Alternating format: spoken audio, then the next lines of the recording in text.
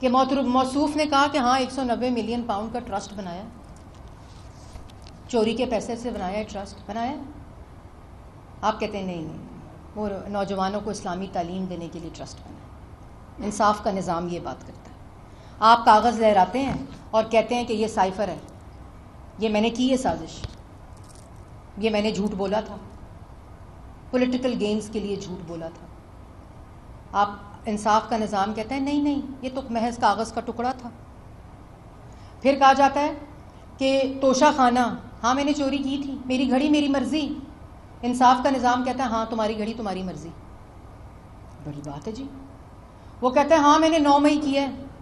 اس کو مرسیڈیز میں بلایا جاتا ہے سپریم کورٹ کے اندر, اور مرسیڈیز میں بلا کر وہ کہتا ہے ہاں میں نے اسلام آباد جلانے کی کال دی ہے. اسے کہتے ہیں گڈ ٹو سی یو.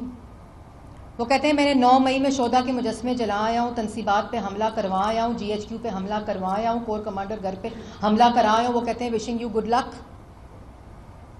بڑی بات ہے جی. پاکستان کے دوسرے کسی مجرم کو تو یہ باتیں نہیں کی جاتی. اور اسی جماعت, اس کو سیاسی جماعت کہا جاتا ہے. سپریم کورٹ میں جس کو انصاف دینا ہے, وہ سیاسی اس طرح کی سیاسی جماعت کی پولیٹیکل ٹکٹیں بانٹ رہے ہیں. Wishing you good luck, good to see you, جو اعتراف کر رہے ہیں ہاں میں نے کال دی تھی. بہت بڑی بات ہے جی.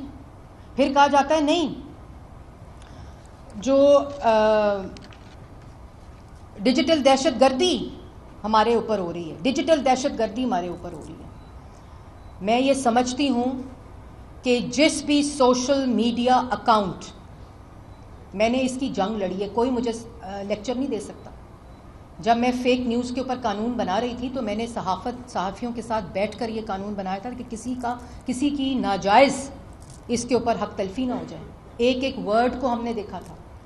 لیکن آپ ایک لشکر کشی کر دیں اور وہ تمام چیزیں سیاست کے لبادے میں بیٹھ کر اب ریاست اور ملک کے اوپر حملہ آور ہو جائیں, وہ سوشل میڈیا اور ڈیجیٹل ریولوشن نہیں ہوتی. فیک نیوز سے آپ بار بیٹھا کر اپنے نمائندوں کو ملک کے اوپر حملہ آور ہو جائیں. یہ جو آپ ویڈیوز دیکھ رہے ہیں یہ پرامن احتجاج کی کالز ہیں, اور کہتے ہیں میرے ورکر نے کی تھی, یہ سب کچھ میرے ورکر نے کیا تھا. آپ نے 200 جگہوں اور ان تمام تنصیبات پہ لوگوں کو پلاٹ کیا, ان کو پوزیشن کیا, ان کو اٹیک کرنے کا آرڈر دیا, جس کا اعتراف آپ نے پرسوں کیا. یہ پرامن ہو رہا ہے. یہ پرامن گھر توڑے جا رہے ہیں ڈنڈوں کے ساتھ, گلیلوں کے ساتھ, پیٹرول بمس کے ساتھ. یہ سیاسی جماعتیں دیتی ہیں, یہ سیاسی ورکر کرتے ہیں. آپ کے مین سٹال واٹس جن کو آپ کہتے ہیں, آپ نے ان کے ذریعے یہ پلاننگ کی, منصوبہ بندی کی, اٹیک کیا. کیا یاسمین راشد صاحبہ, میں ان کی عزت کرتی ہوں, کیا یاسمین راشد صاحبہ کا کلون وہاں موجود تھا جو کہہ رہا ہے وہ لوگوں کو روک رہے ہیں, وہ کہہ رہے ہیں نکلو باہر. آپ نے ویڈیوز دیکھی ہیں. یہ کس قسم کا مذاق ہے. لیکن اتنی سستی اس کو سزا دینے میں. اعتراف, وہ ہر روز کھڑا ہو کے عدالت کے سامنے اعتراف کرتا رہا ہے, وہ اعتراف جرم کرتا رہا ہے مسلسل, اور کہا جاتا ہے انقلابی ہے. کس چیز کا انقلاب؟ کیا ریاست پر حملہ کرنا, ملک پر حملہ آور ہونا, شہداء کی تنصیبات اور شہداء کے مجسمے جلانا, ریاستی تنصیبات پر حملہ کرنا انقلابی پن ہے؟ یہ دہشت گردی ہے. یہ وہ دہشت گرد جماعتیں نہیں کر سکیں پاکستان کے اندر جو انہوں نے کیا. اور ذرا بات کرو تو کہتے ہیں کہ نہیں سیاسی جماعت کو بین نہیں کرنا چاہیے. میں بھی سمجھتی ہوں سیاسی جماعت کو بین نہیں کرنا چاہیے, لیکن ہمارے آئین میں, ہمارے قانون میں ایک سیاسی جماعت اور ایک دہشت گرد جماعت کے اندر تفریق ہے. اس تفریق کو ہم سب کو سمجھنا پڑے گا. Freedom of expression, freedom to speech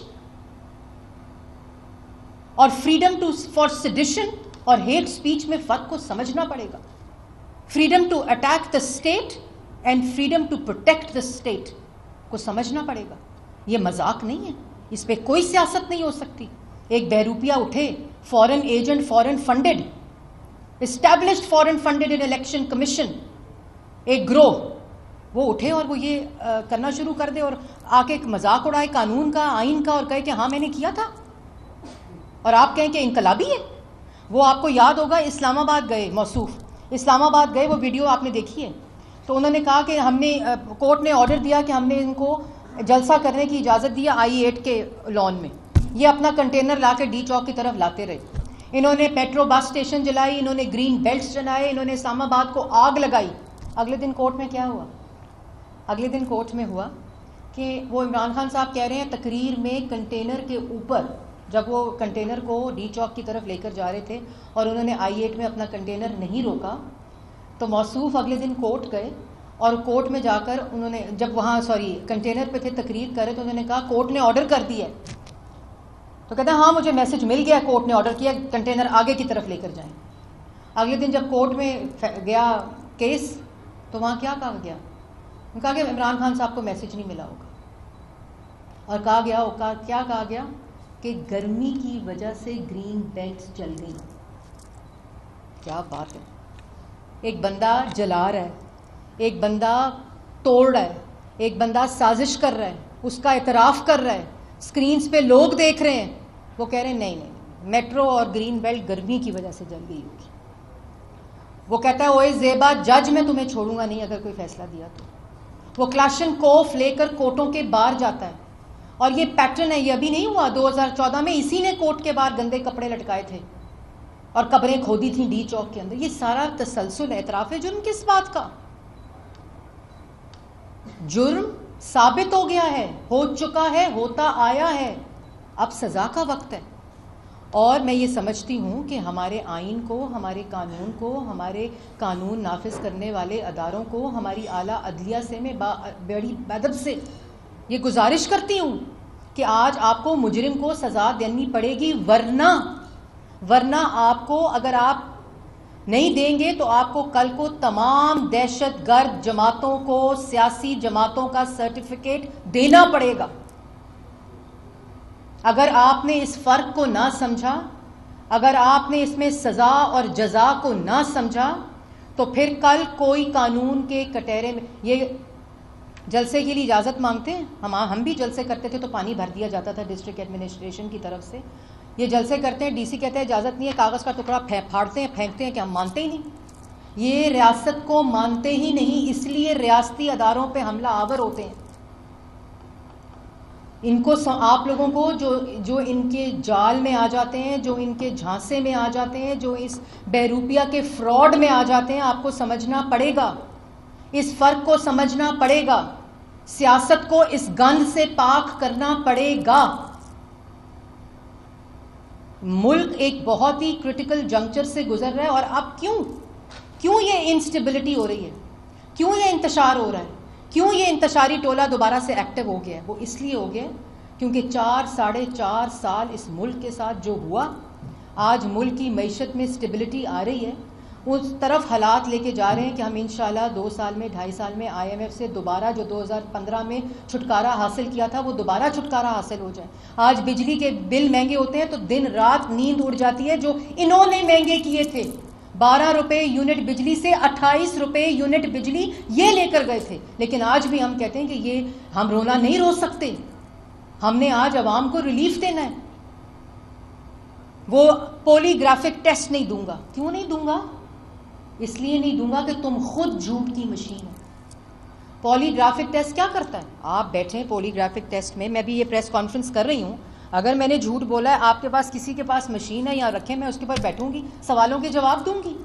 Poly graphic machine ایک ٹیسٹ کی مشین ہوتی ہے, جو آپ بات کہتے ہیں وہ اس میں ٹیسٹ ہوتی ہے فورینزک طریقے سے, AI طریقے سے, کہ آپ سچ بول رہے ہیں کہ آپ جھوٹ بول رہے ہیں.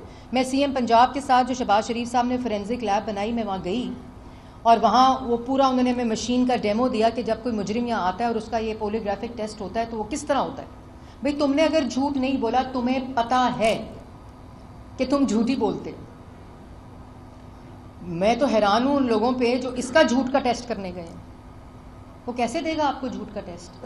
کیونکہ اس نے کام ہی صرف اگر جھوٹ کیا ہے, جھوٹ بولا ہے, جھوٹا کام, جھوٹا بیانیہ, جھوٹا نیریٹو, ہر چیز جھوٹ پہ مبنی ہے, وہ آپ کو پولی گرافک ٹیسٹ کیوں دے گا؟ ہاں, وہ شخص جو سچ بول رہا ہے اس کے پاس نادر موقع ہوتا ہے کہ وہ ایسا ٹیسٹ دے کے اپنی جان چھڑائے. لیکن نہیں, میں نہیں دوں گا, وہ دے گا ہی نہیں. وہ دے سکتا ہی نہیں ہے، وہ ہیلپ لیس ہے، کیونکہ وہ ہیلپ لیسلی جھوٹ بولتا ہے اور سازش کرتا ہے. لیکن یہ تماشا بند ہونا چاہیے. یہ آپ کی، میری، ریاست کی، حکومت کی، جوڈیشری کی، پارلیمنٹ کی اجتماعی ذمہ داری ہے کہ اس تماشے کو، ملک کے ساتھ اس خطرناک کھلواڑ کو بند ہونا چاہیے. ملک کو دوبارہ سٹیبلٹی میں جانا چاہیے، اور انشاءاللہ جا رہا ہے. اور یہ جو انتشار پھیلا کر، یہ جو ایک گنڈا گردی کر کر، دہشت گردی کر کر یہ جو دوبارہ سے فضا بنائی جا رہی ہے، یہ بے معنی ہے. میں دو ٹوک الفاظ میں کہنا چاہتی ہوں کہ انشاءاللہ یہ 5 سال حکومت رہے گی.